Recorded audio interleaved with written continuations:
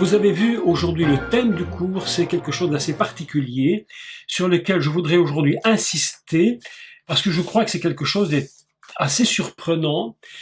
C'est donc le couple, on appelle ça le couple, qui est Adam et Isha. Je vais expliquer cela parce que ça demande quand même une part d'explication. Je crois que c'est assez complexe. Donc, je vais essayer d'être très très lent pour vous expliquer de quoi il s'agit. Vous-même, vous prenez des notes, je le sais, parce que je vous vois avec votre stylo là, je vous ai vu, et aussi le chat, je l'ai vu le chat. Donc, vous allez donc prendre des notes, et puis si quelque chose vous a échappé, soit vous me chattez, et puis je peux lire en même temps, ce qui n'est pas toujours simple, mais j'essaie de lire en même temps. Et puis, soit vous m'écrivez et je vais essayer de répondre à la question. Mais voilà, donc aujourd'hui le cours est un cours particulier sur le couple Adam et Isha. Pourquoi est-ce assez particulier? Tout simplement parce que, en général, dans toutes les églises, indistinctement, même parmi les rabbins, les juifs qui enseignent, on fait une définition des personnages bibliques du commencement de la Torah, c'est-à-dire, et je cite tels qu'ils sont cités dans nos églises, Adam et Ève, et quand on part de ce principe, on a l'impression qu'il y a un monsieur Adam et madame Ève. Et à partir de là, on va construire tout un système, mais s'il pose un réel problème, parce que il faut que vous vous souveniez, et c'est très important ce que je dis maintenant, c'est ce que l'apôtre Paul va déclarer du Messie. Et il va dire du Messie qu'il est le dernier Adam. C'est-à-dire que le Messie fonctionne par rapport à une notion adamique, et non pas à une notion Isha. Et très surprenant d'ailleurs, parce que dans le Gan Eden, nous sommes face à un couple qui est défini de la sorte, Ish pour monsieur, Isha, excusez-moi, pour madame. On leur a collé deux prénoms qui vont évidemment tromper complètement le système. C'est le prénom, monsieur s'appelle Adam, et madame s'appelle Ève. À partir de ce principe et de ce système, on est complètement faussé dans la réalité de ce qui se produit, et cela va même aller jusqu'à entraîner des doctrines qui sont des erreurs. Parce que si le Messie était Adam, il pourrait sauver ce qui est Adam uniquement. Si Adam est conçu et considéré comme étant l'homme, le monsieur, le mâle. Alors que fait-on de Isha, la femelle, la femme? Excusez-moi d'employer des termes extrêmement, j'allais dire, basiques, charnels, mâle et femelle, mais on en est là. Donc le Mashiach s'appelle Adam, il ne peut donc sauver qu'Adam. Et nous nous rendons compte qu'il y a un problème, évidemment. Pourquoi? Parce que la notion adamique n'est pas la même notion que l'on considère en général dans nos églises. Quelque chose va se passer au niveau des différents codes de la Torah. Je rappelle une fois encore que la Torah, c'est un livre extrêmement codé. Ce n'est pas une invention humaine, c'est quelque chose de tout à fait divin, et parce que cette Torah est complètement divine, il faut que nous comprenions, mais c'est définitivement important de le comprendre, c'est que chaque mot, chaque expression a son sens. Que lorsqu'un mot apparaît à côté d'un autre mot, cela va à une signification. Lorsque les mots se séparent, lorsqu'ils sont pris chacun séparément, cela nous entraîne dans une autre compréhension du texte. Donc ici, nous allons aujourd'hui, et je vais essayer du mieux que je peux expliquer quel est ce couple Adam-Isha, et nous allons comprendre qu'est-ce que cela signifie au niveau du jardin d'Éden, et où se trouve ce jardin. Est-ce une réalité? Est-ce simplement une image qui nous est donnée pour que nous comprenions autre chose?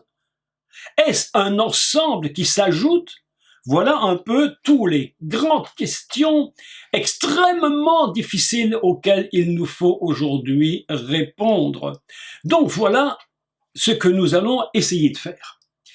Donc la question qui se pose maintenant est très surprenante. Vous vous souvenez que dans le livre de Genèse, Bereshit, le commencement, le projet divin, nous voyons que dans ce livre, au chapitre 3, un problème va se poser. Le problème est très très surprenant. Pourquoi? Parce que, évidemment, tout le monde le sait que la femme, Isha, et son mari, Ish, vous voyez que je ne dis pas Adam et Ève, je ne parle pas d'Adam et Ève, parce que jusqu'à ce moment-là, la notion Adam et Ève, que l'on dit en hébreu Chava, cette notion-là, vous avez remarqué qu'elle n'est pas encore apparue, mais une seule fois. On n'en a même pas cité un mot. Jusqu'au moment de la chute, nous avons des codes différents.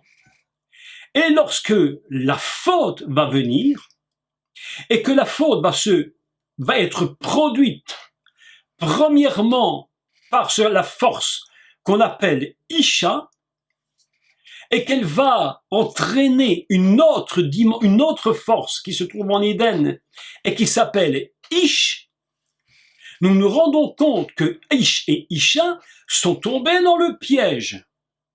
Donc, normalement, tout à fait normalement, il serait normal que, lorsque l'Éternel Dieu va venir pour rencontrer les responsables, et je pèse les mots, écoutez bien, les responsables de la faute, il eût été pratiquement normal, logique, que l'Éternel Dieu vienne, qu'il aille d'abord vers Isha, et puis qu'il aille vers Ish, c'est-à-dire l'homme, le mâle.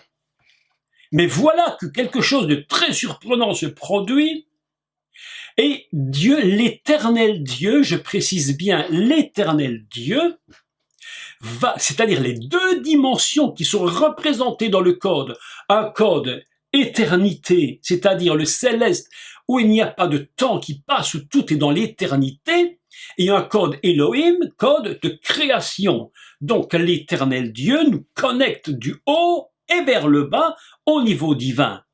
Et voilà que lorsque la faute est commise, le plus surprenant, et en général ça ne paraît pas aux yeux des lecteurs, parce que pour eux, nous sommes dans le principe que je répète, Adam et Ève. Et d'ailleurs, on le dit clairement dans l'Église. Personne ne pourra me dire le contraire. On dit c'est Ève qui a péché la première. Est-ce que oui ou non? On le dit. Mais bien sûr, c'est ce qu'on dit.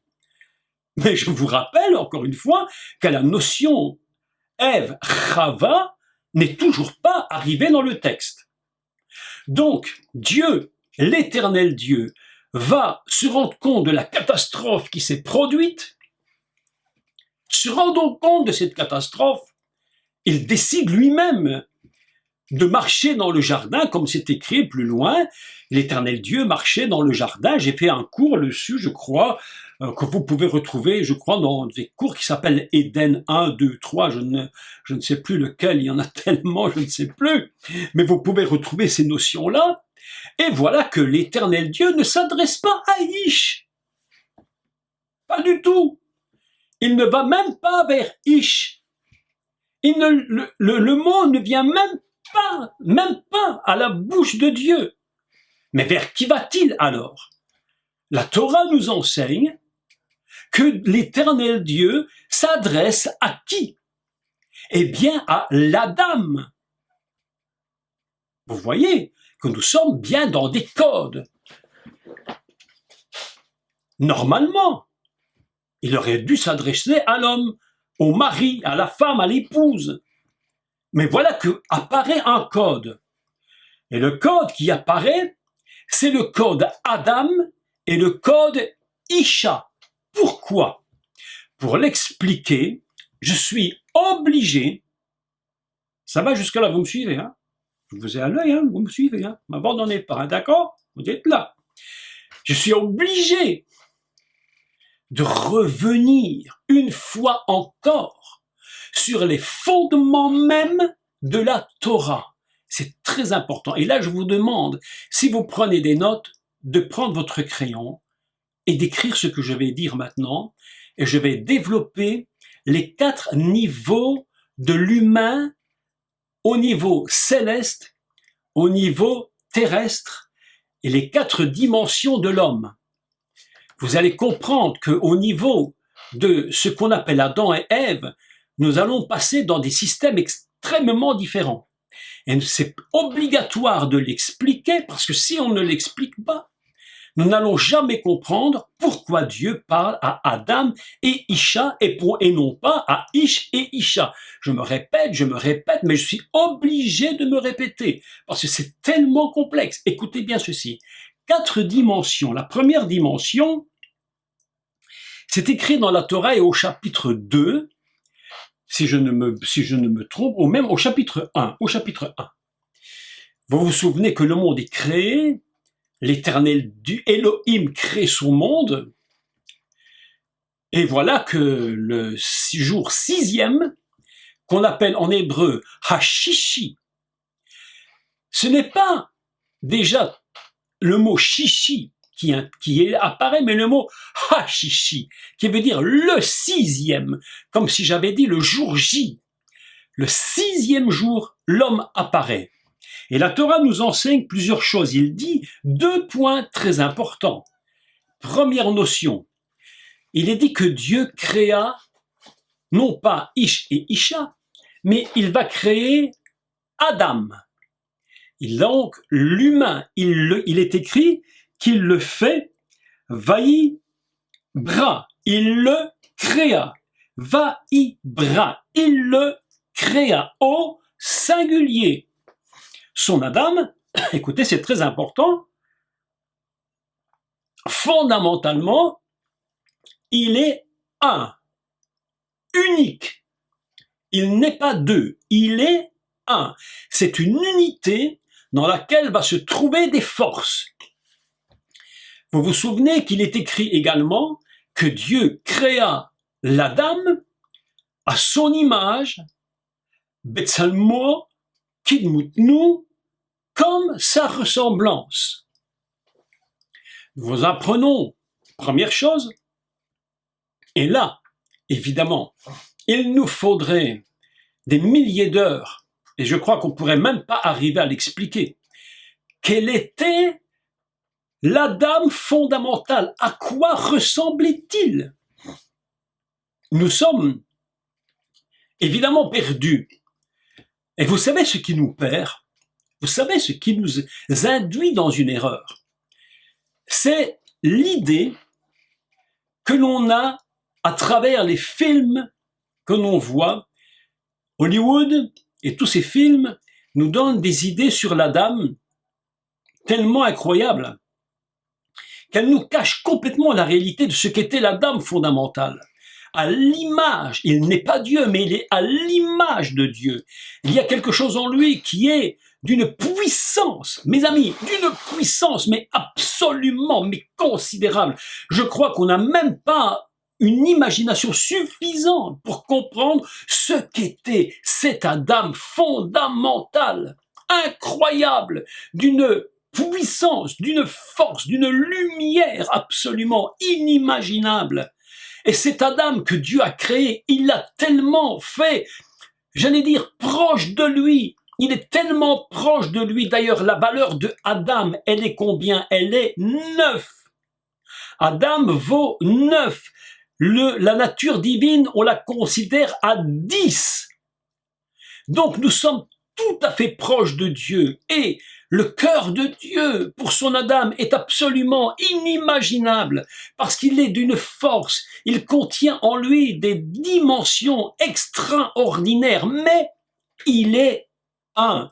C'est pourquoi il est dit Vaibra Elohim. Il le créa. Et puis, quelques versets plus loin, il est écrit Bara Otam, qui lui signifie il les créa. Bara Otam, il les créa eux. Qui eux? Nous sommes ici maintenant dans une perspective très particulière. D'un côté, nous apprenons que l'Adam fondamental est un, et puis on apprend qu'ils sont deux. Et il va préciser qu'ils sont Zachar et qu'elle est Nekeva. En fait, nous avons deux dimensions. Quelles sont ces deux dimensions qui sont contenues dans l'Adam? C'est une dimension que nous pouvons évidemment considérer, et c'est là toute la difficulté, considérer au niveau le plus simple, c'est-à-dire, qui en soi n'est pas faux, le mâle et la femelle. Zachar, c'est le mâle, et Nekeva, la femelle. Zachar ou Nekeva. Ainsi, si nous regardons dans la lecture la plus basique que vous puissiez lire, vous allez constater que, évidemment, je suis homme, Zachar. S'il y a des femmes qui m'écoutent ce soir, il y en a, elles sont Nekeva, c'est la notion femelle. Mais lorsque l'on est dans une dimension adamique fondamentale, ces deux forces-là, elles ont une dimension, mais encore extrêmement différente. C'est pas seulement une question de sexualité, ce sont des dimensions divines, des dimensions extrêmement puissantes. Elles sont divines, extrêmement fortes. C'est tellement compliqué pour nous de réaliser cela que nous avons de la difficulté à comprendre qu'est-ce que peut bien être un Adam au fondamental et qu'est-ce que peut bien être ces deux puissances qui sont en lui. Vous savez que je vais essayer aujourd'hui, si c'est possible, je ne sais pas, de faire ce cours, mais je vois que le temps passe et c'est tellement complexe. Vous savez que Dieu lui-même, dans son essence divine, comment fonctionne-t-il? Il fonctionne sur deux principes, dont nous avons déjà longuement parlé, mais il faut le redire. C'est un principe loi, et ce qu'on appelle donc la force, la gvoura, et un principe chesed, la bonté, la compassion. Et ces deux principes font et forment ce qu'on pourrait appeler les deux forces fondamentales du divin. Voilà donc que nous sommes ici dans une dimension céleste extraordinairement puissante. Une s'appelle la Gvoura, l'autre le Chesed, c'est-à-dire la loi, et puis ce qu'on pourrait appeler la compassion, et tout ce qui tourne avec la compassion, la grâce et tout ce que Dieu peut apporter. Fondamentalement, nous devons savoir une chose, c'est que toute création, quelle qu'elle soit, que ce soit une création d'un État, que ce soit Israël, une nation, quelle qu'elle soit, une famille, un couple, fonctionne toujours sur le principe fondamental de la loi. Rien ne se construit hors de la loi. Il faut que ce soit une construction. C'est pourquoi la notion père est toujours mise en évidence lorsque l'on parle du Créateur.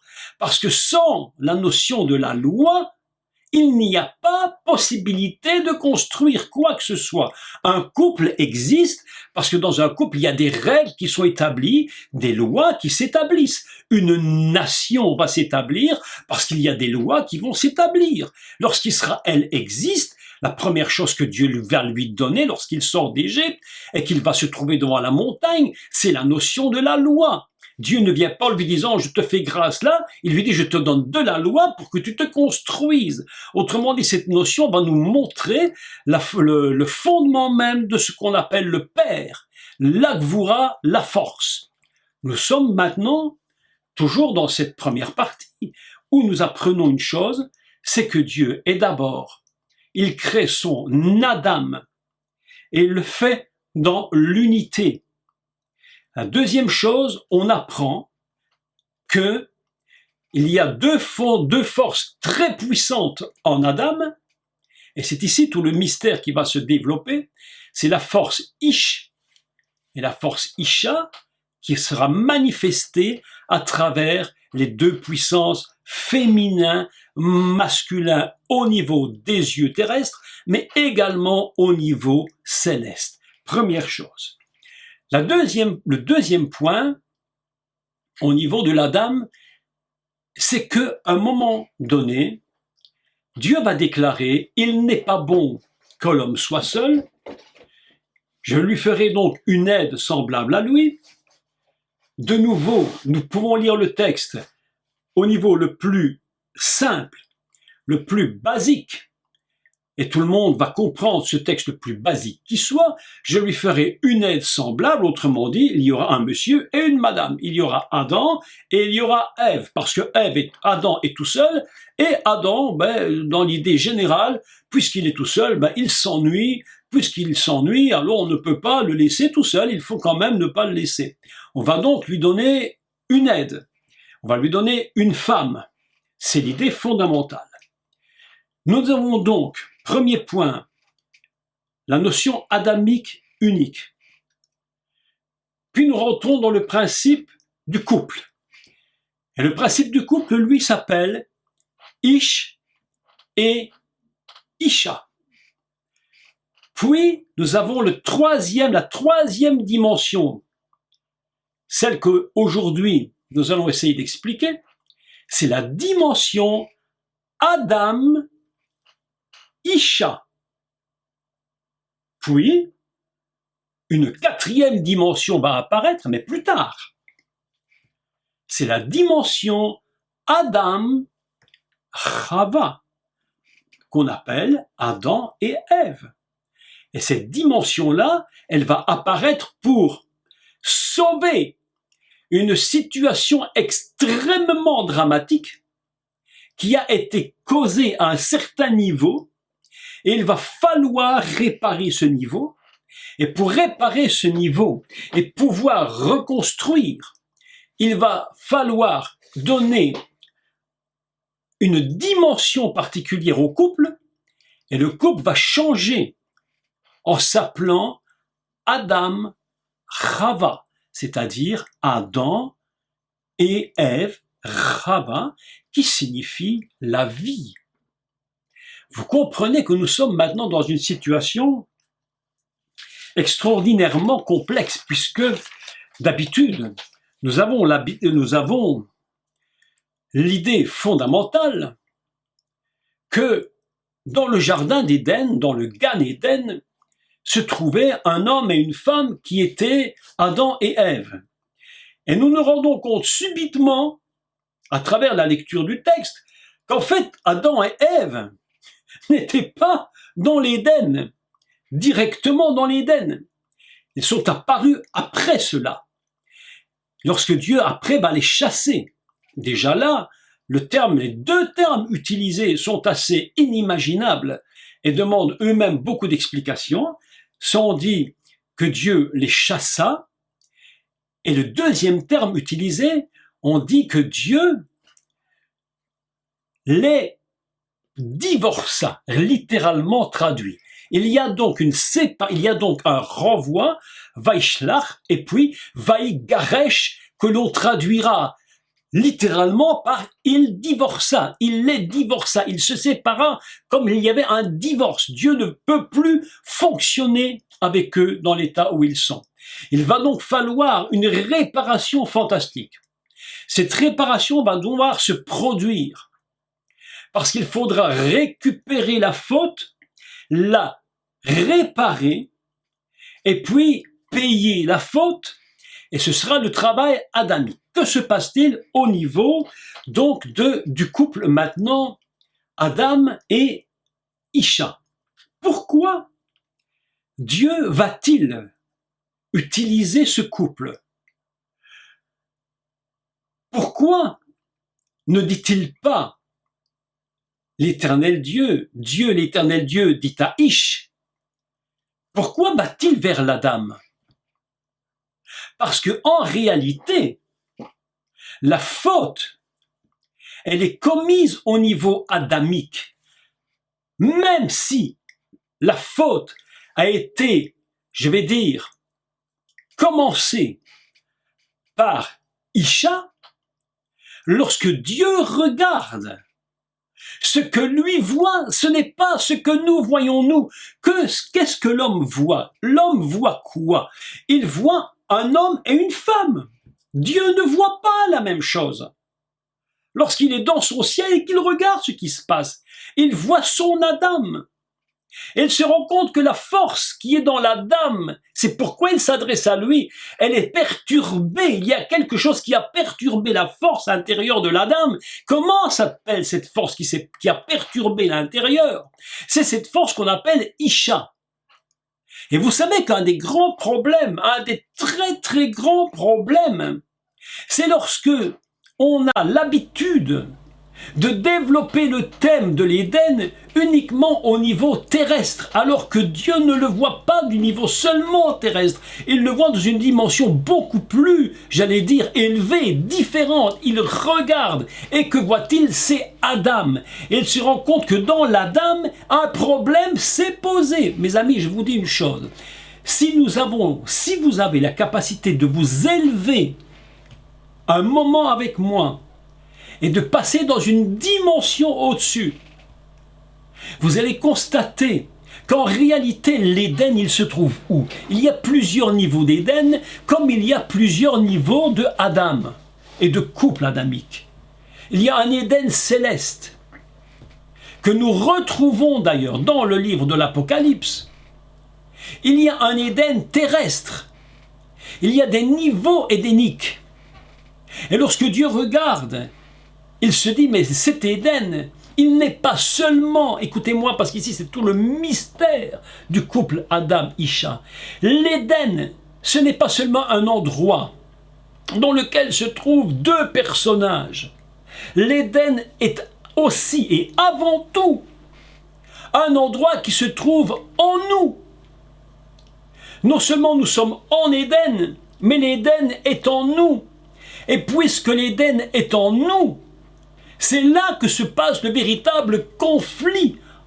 Et c'est pourquoi Dieu s'adresse à Adam, au personnage fondamental, mais il va lui adjoindre, il va lui dire, mais cette femme, cette force qui est en toi, mais que s'est-il produit? Quel est ce déséquilibre? Qu'est-ce qui a brisé en toi la force, toi l'Adam que j'avais conçu, la force en toi qui est Isha, a entraîné une catastrophe avec le Ish, autrement dit l'intérieur humain est complètement déstructuré.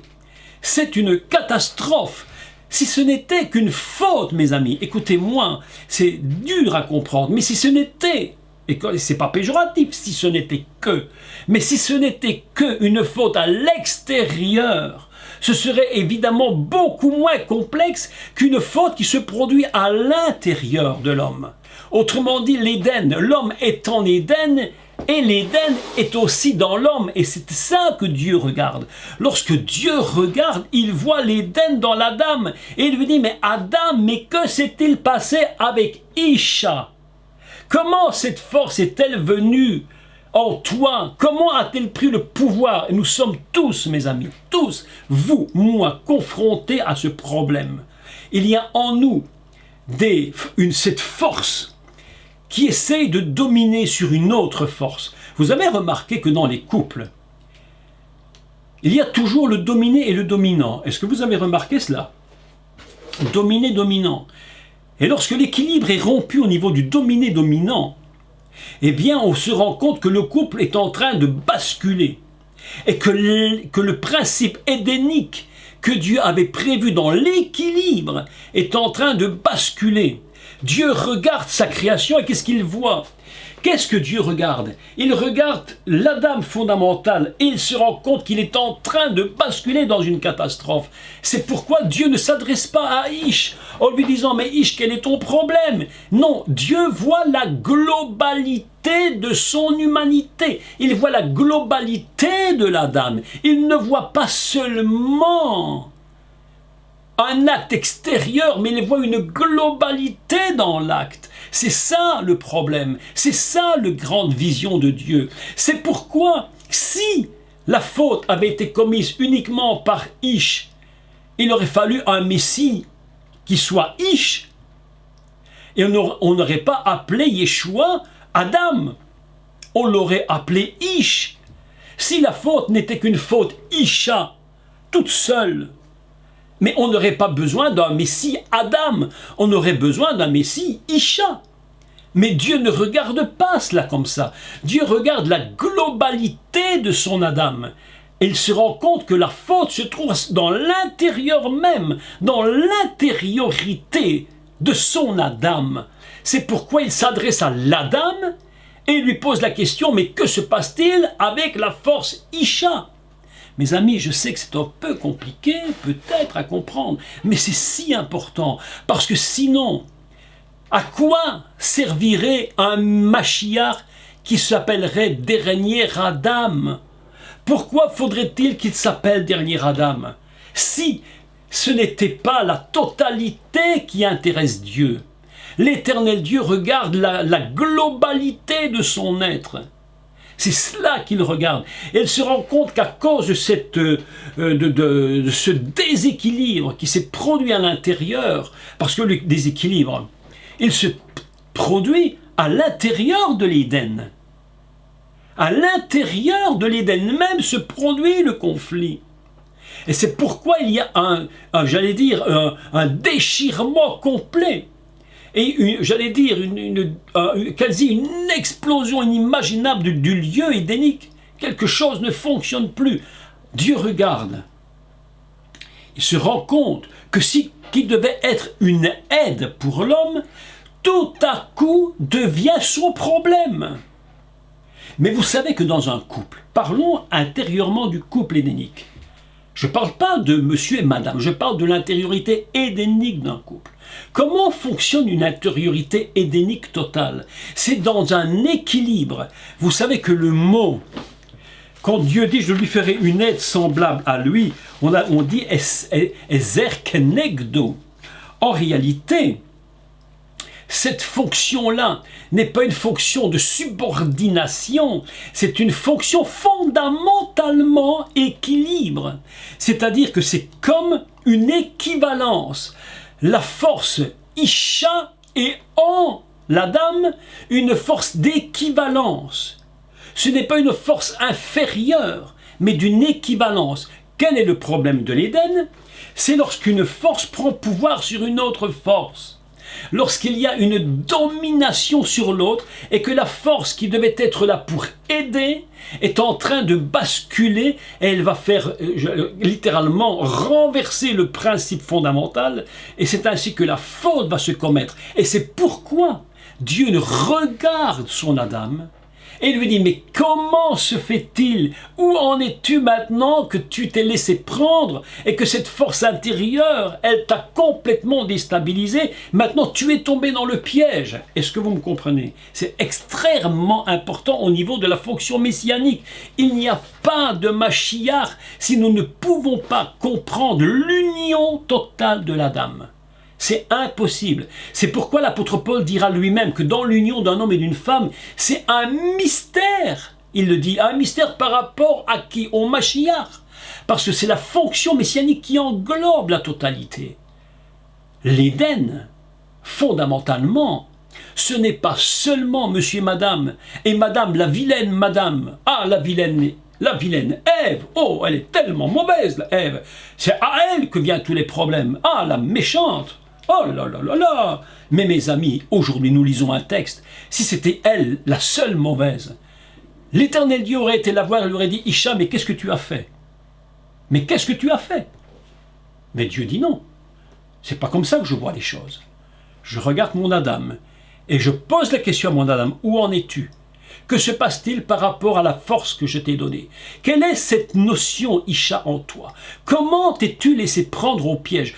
Et vous savez, est-ce que vous avez remarqué, mes amis, est-ce que vous avez remarqué que en vous, en vous-même, il y a un Éden qui souvent est en train de se battre et de se, j'allais dire, de trouver qui rentre dans un déséquilibre, parce que la force qui est en vous souvent est en train de combattre une autre force qui est en vous. Alors que Dieu voulait l'équilibre, nous sommes nous-mêmes en contradiction contre nous-mêmes. Le plus grand problème de l'être humain, c'est quoi? C'est sa propre contradiction. C'est son propre combat intérieur. Lorsque Dieu te regarde, il te pose la question qu'il posait à l'origine de la Torah. Adam, il te parle à toi, il te dit Adam. Mais tu dis, mais moi je suis une femme. Pourquoi tu me dis Adam? Mais parce que je te considère dans la globalité, non pas dans ta sexualité seulement de femme ou d'homme, mais je te considère dans la globalité de ton être adamique, et je te demande, je te pose la question, comment fonctionne ton intérieur?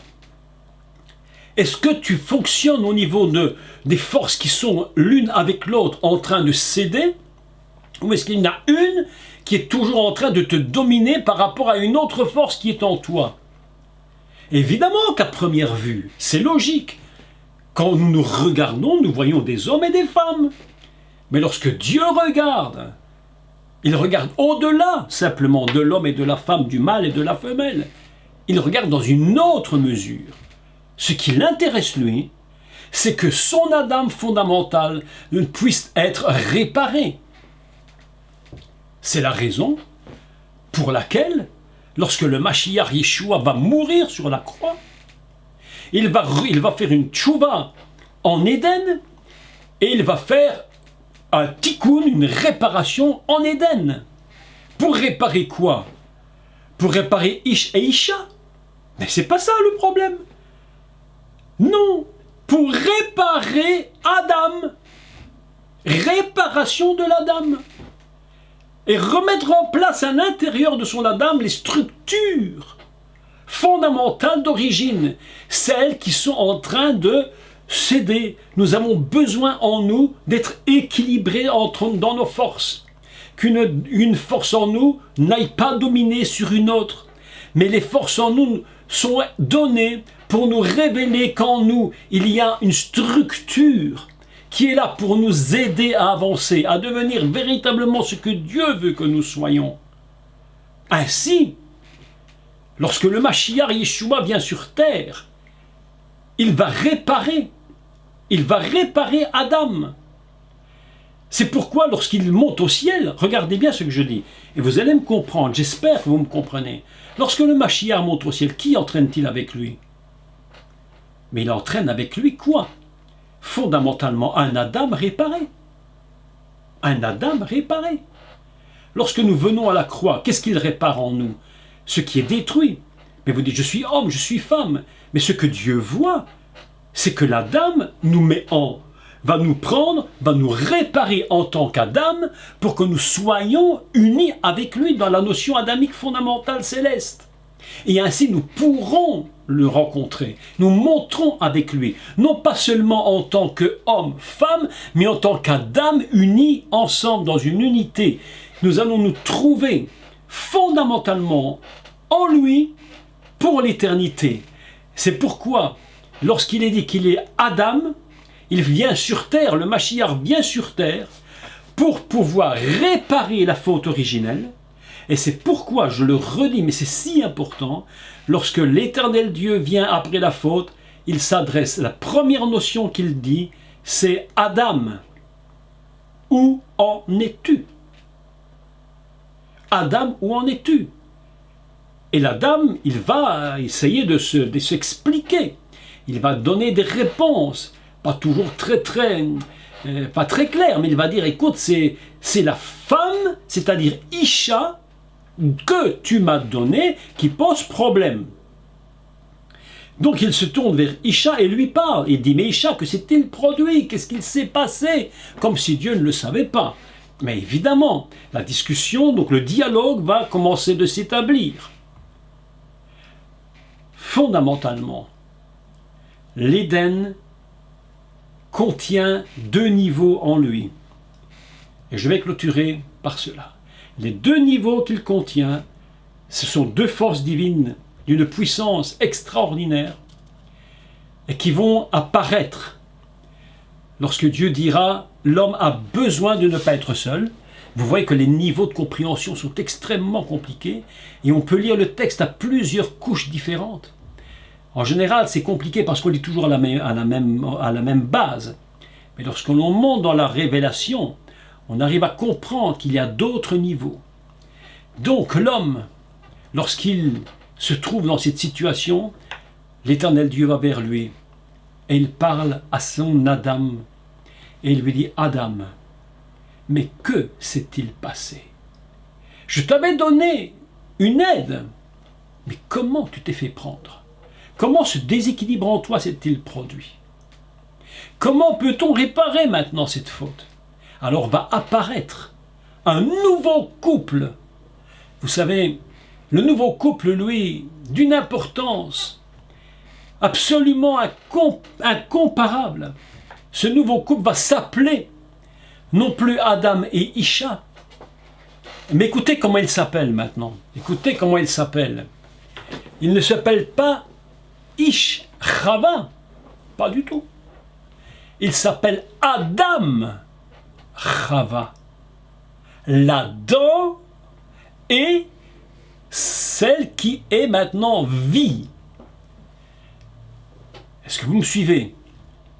Nous avons un Adam et Chava. C'est seulement à ce moment-là que le couple Adam et Ève apparaissent. Vous imaginez un peu comment réagissent les gens qui écoutent cela. Lorsqu'il parle d'Adam et Ève, tout de suite on a une notion complètement faussée. La vilaine Ève et le faible Adam s'est fait complètement berner par sa femme. Et maintenant nous sommes en train de lire que nous ne sommes plus du tout dans la même structure. Le dernier couple qui s'appelle Adam-Chava, c'est un couple qui va produire de la vie. Maintenant, je m'explique. Hier, je parlais avec mon fils. Il me disait, tu sais, papa,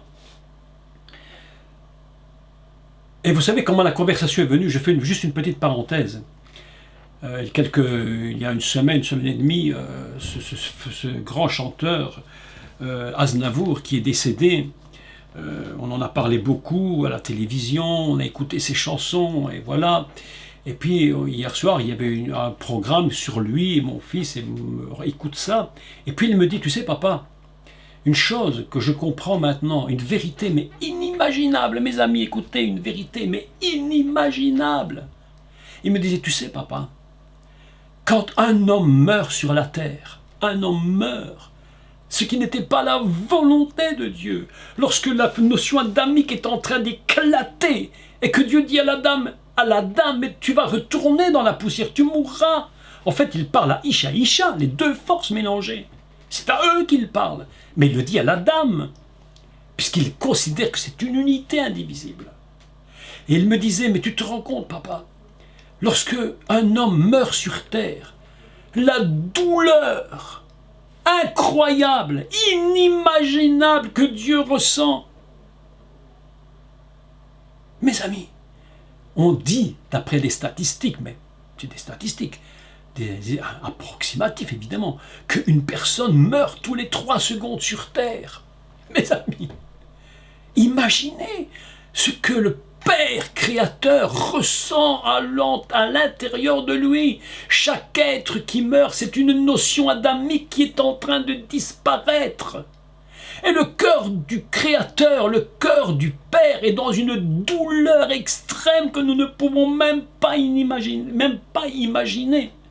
Lorsque nous avons un bien-aimé à nous qui est décédé, lorsque quelqu'un vient, si un enfant, imaginez que vous ayez 5 ou 6 enfants, et que les uns après les autres, vous les perdez, ils meurent sous vos yeux les uns après les autres, mes amis, comment vous allez réagir ? Mais une douleur, mais incroyable. Imaginez maintenant la douleur du Père, la douleur du Créateur. À chaque fois qu'un homme, un Adam fondamental est en train de mourir, mais Dieu, mais il souffre, mais vous ne pouvez même pas l'imaginer. Ce qu'il ressent en tant que Créateur, mais c'est impensable. Imaginez ce qu'il a ressenti lorsque le Mashiach est mort, mais on ne peut même pas concevoir la douleur du Père. Le Créateur souffre. C'est pourquoi il ne veut plus de cette souffrance. Il dit un jour, il faudra que ça s'arrête. Il envoie qui sur terre pour sauver Ish? Il n'envoie pas un Isha sauveur. Il n'envoie pas un Ish sauveur. Mais non, pas du tout. Il envoie un Adam. Un recommencement total. C'est pourquoi, tant que nous ne comprendrons pas le conflit intérieur de l'Adam et du couple Adam-Isha, ce sera impossible de véritablement comprendre ce que le Père ressent face à la mort. La mort est une chose terrible pour Dieu, mais une chose terrible pour Dieu, mes amis. Chaque fois qu'il y a un mort, chaque fois que nous assistons à un enterrement, mais quelle douleur! C'est pourquoi Dieu, ne voulant pas que l'Adam soit perdu, il va réparer son Adam, il va rétablir l'équilibre. Vous savez quel est le grand secret de l'homme et de l'humain sur cette terre, qu'il soit femme ou homme, dans la conception globale de l'Adam, le grand secret justement de ta vie, le grand secret de ma vie, de la vôtre, c'est qu'en nous, il y ait un équilibre entre les forces qui sont en nous. Il faudrait véritablement expliquer quelles sont ces forces. Qu'est-ce que la force qu'on appelle le mâle et qu'est-ce que cette force qu'on appelle femelle, la force du féminin et du masculin. Ce serait un enseignement en soi absolument colossal d'expliquer, mais comment sommes-nous gérés à l'intérieur de nous-mêmes? Il faut réparer, il faut réparer. Et Dieu va envoyer un Adam pour réparer un Adam. Vous imaginez? Il faut une force équivalente à la valeur de ce qui est perdu. On ne peut pas réparer quelque chose qui vaut 10 000 euros en donnant 2,50 €. Ça n'existe pas. On ne peut pas réparer. Il faut réparer dans l'équivalence. Autrement dit, Dieu, regardant son Adam, le voit avec une telle gloire, il le regarde avec une telle grandeur, qu'il va envoyer son équivalent. Comment s'appelle-t-il? Yeshua HaMashiach, le dernier Adam. Il va placer son humanité en lui, et là c'est tout un enseignement, d'ailleurs qu'on a beaucoup expliqué dans les lettres aux Romains, dans les cours sur l'épître aux Romains. Comment nous pouvons être sauvés par une telle gloire de l'Adam? Pourquoi? Parce que, mes amis, nous n'avons même pas conscience. Moi, j'essaye de comprendre, j'ai du mal. Mais quelle est ma véritable valeur aux yeux du Père? Mais qui suis-je devant lui? Comment me regarde-t-il? Comment te regarde-t-il? Comment te voit-il? Toi Claudine, toi Marie, toi Liliane, toi Nadia, comment te regarde-t-il? Eh bien, il te regarde à la valeur du Mashiach qui s'appelle Adam. Raisonnement tout simple maintenant. Pourquoi le couple Adam-Isha? Pour que Dieu nous montre comment l'humain en lui-même a été perturbé dans ce déséquilibre. Le problème des couples, mes amis, il est simple. C'est un problème de déséquilibre, un problème de domination sur une force sur l'autre force. Lorsqu'une force domine sur une autre force en nous, lorsqu'une force domine sur l'autre force et inversement, le couple est à la limite de l'implosion totale. C'est catastrophique.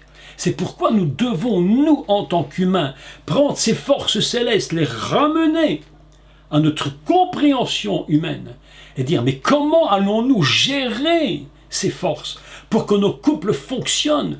Parce que vous, hommes, femmes, mari et femme, vous êtes adamiques à 100%.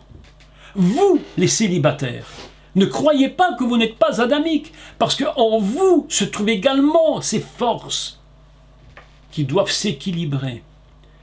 Lorsqu'il y a une erreur, vous voyez, le thème serait très long, et que le basculement se fait, et que la faute se produit, eh bien mes amis, il va falloir que l'équivalence revienne, que l'équivalence descende pour payer le prix.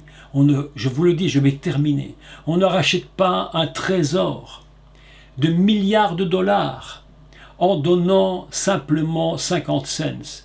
Il faudra que la force qui va venir guérir, réparer, soit équivalente à ce qui a été perdu.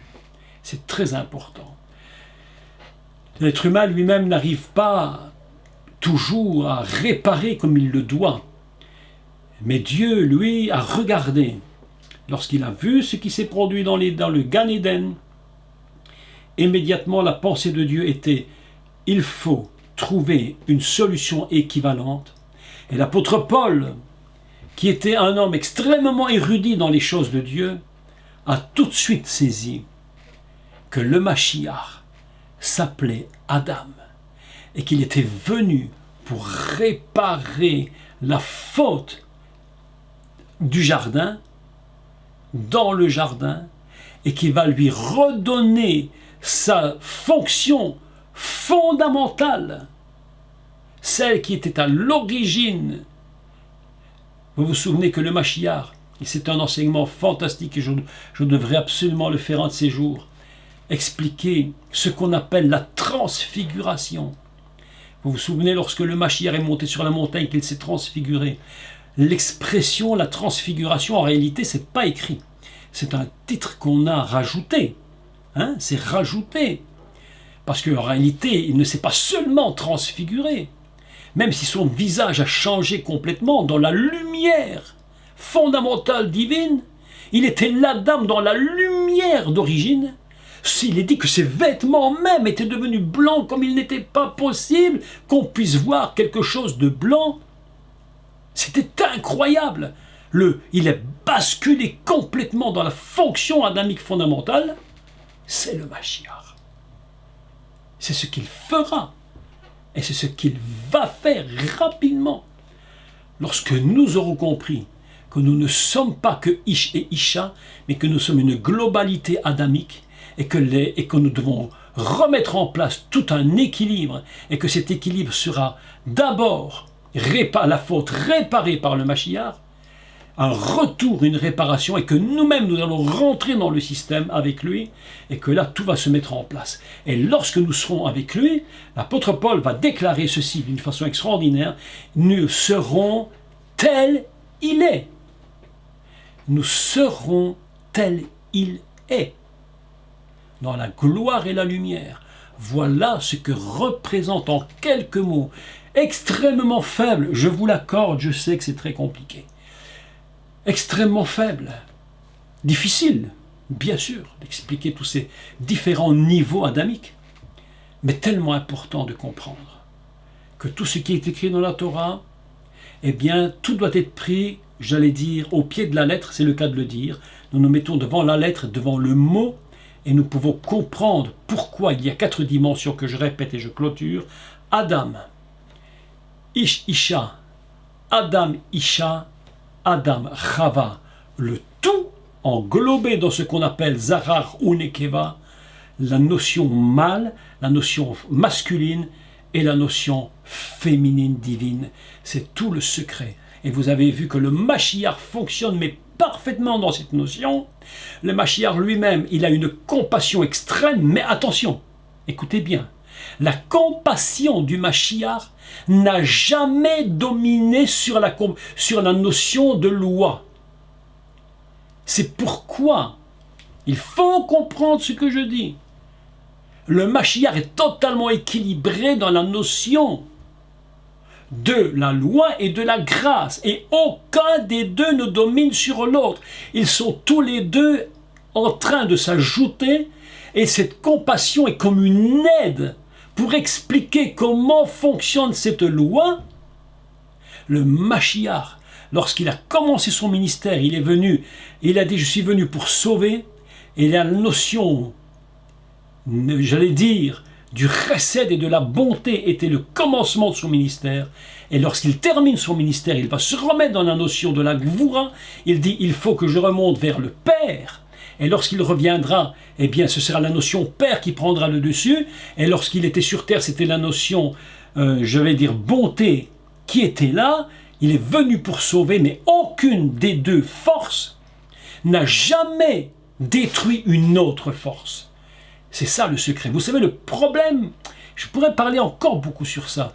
Beaucoup de problèmes se posent parce que souvent la notion de compassion est tellement grande dans l'Église qu'on oublie la notion de la loi et tout est permis. Et que lorsque dans certaines églises ou religions comme l'islam par exemple, où la loi prend une tellement grande importance, eh bien c'est la notion de bonté, de grâce qui disparaît.